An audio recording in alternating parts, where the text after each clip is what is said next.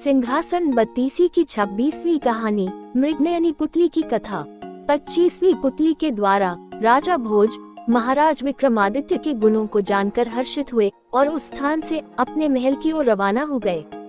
लेकिन अगले दिन फिर से उन्हें सिंहासन और महाराज विक्रमादित्य के गुणों का आकर्षण खींच लाया। जैसे ही राजा भोज सिंहासन की ओर बढ़े कि 26वीं पुतली मृगनयनी प्रकट हो गई।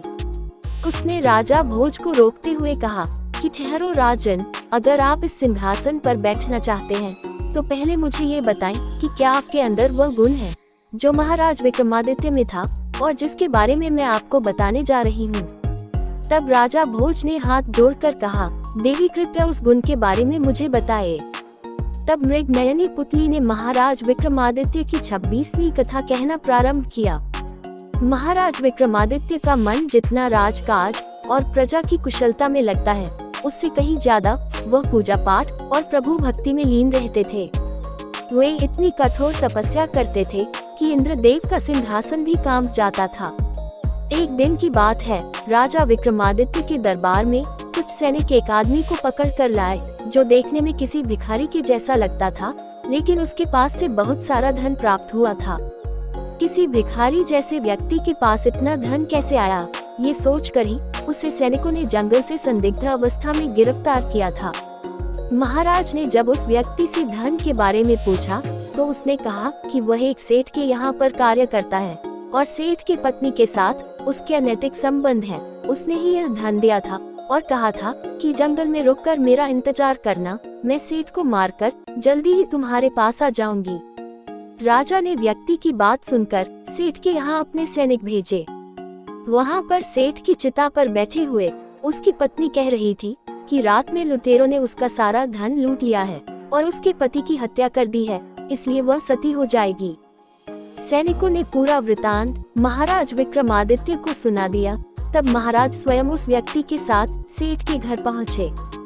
वहाँ सेठानी से कहा कि हमें तुम्हारी सच्चाई का पता चल गया है, तुम्हारा चरित्र अच्छा नहीं है, अब तुमको राजा द्वारा दिया जाने वाला दंड भोगना पड़ेगा। ये सुनकर सेठानी डर गई और राजा से कहा कि आप क्या मेरा चरित्र देख रहे हैं, पहले अपनी छोटी रानी का चरित्र तो देख लो। इतना कहकर वह सेठ की चिता में कूद गई और जलकर राख हो गई। इस घटना के बाद से महाराज का मन विचलित रहने लगा और वह गुप्त तरीके से छोटी रानी पर नजर रखने लगा।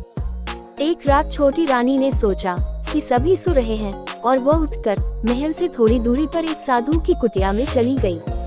राजा भी उसके पीछे पीछे आ गया था और जैसे ही उनके कुटिया में झांक कर देखा तो दंग रह गया। राजा को उसकी काली करतूत का पता चल गया था कि उसका कुटिया में रहने वाले व्यक्ति के साथ अनैतिक संबंध है।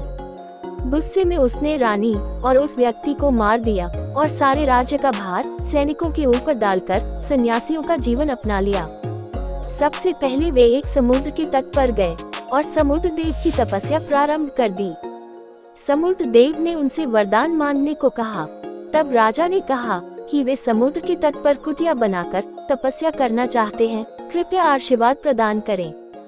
समुद्र देव ने उन्हें आशीर्वाद के साथ ही एक शंख दिया और कहा कि किसी भी दैवीय मुसीबत आने पर यह शंख बजा दे, इससे मुसीबत दूर हो जाएगी। इतना कहकर समुद्र देवता गायब हो गए। इसके बाद राजा विक्रमादित्य एक कुटिया बनाकर कठोर तपस्या करने लगे। उनकी तपस्या के प्रभाव से स्वर्ग में इंद्रदेव का सिंहासन कंपयमान होने लगा। इंद्र ने घबराकर अपने सेवकों को भेजकर कहा कि जहाँ पर विक्रमादित्य तपस्या कर रहा है उस स्थान को पानी में डुबा दो। सेवकों ने ऐसा ही किया और विक्रमादित्य कुटिया सहित पानी में डूब गए, लेकिन समुद्र देवता के आशीर्वाद से वह पानी कुछ ही देर में सूख गया। ये देखकर इंद्र चकित रह गया और फिर उसने सैनिकों को भेजकर वहां पर आंधी तूफान के जरिए विक्रमादित्य की तपस्या भंग करने का आदेश दिया। सेवकों ने ऐसा ही किया, लेकिन इस बार महाराज विक्रमादित्य समुद्र देवता के द्वारा दिए गए शंख को बजाकर उस आपदा को भी दूर कर दिया और अपनी तपस्या में मग्न हो गए। इंद्र एक बार फिर से चकित रह गया और इस बार स्वर्ग की सबसे सुंदर अप्सरा तिलोत्तमा को तपस्या भंग करने के उद्देश्य से भेजा। तिलोत्तमा विक्रमादित्य की साधना में नृत्य और वादन के जरिए विघ्न डालने की चेष्टा करने लगी, लेकिन फिर भी विक्रमादित्य की तपस्या पर्वत के जैसे अचल रही। थककर तिलोत्तमा वापस स्वर्ग आ गई।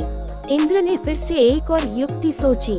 उसे पता था कि विक्रमादित्य बहुत बड़ा दानी है और अगर उससे कोई ब्राह्मण जो भी मांगता है वो उसे दे देता है। इस बार इंद्र एक ब्राह्मण रूप बनाकर विक्रमादित्य के पास पहुंचा।